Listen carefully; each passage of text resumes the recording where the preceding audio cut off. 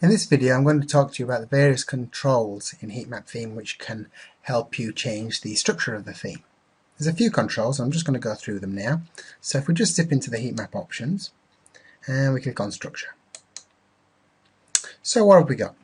We've got activate squeeze mode, activate no sidebars mode, and switch sidebar left and right. So let's have a go with them. First of all, I'm going to activate squeeze mode. So here's our normal blog, and now we're going to activate squeeze mode. So I'll just save that,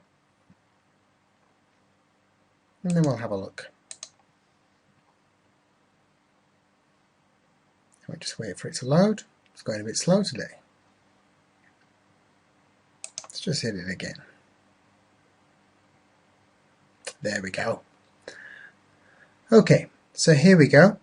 It's made our blog much thinner. So this mode's more suitable for sites that need a thinner column of text, maybe, or for if you're making squeeze pages for selling products.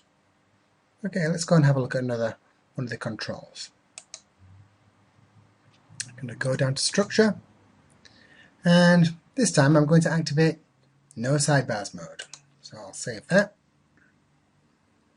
wait for it to save, and then refresh that and see what happens.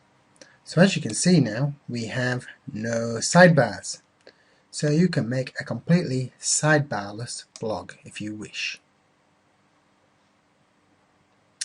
Next, we're going to have a look at switching the sidebars left and right. So we'll switch the sidebars back on again, and then we'll just switch them to the left.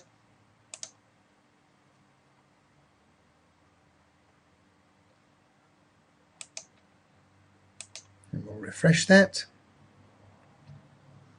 And so now you can see that the sidebar has been switched to the left.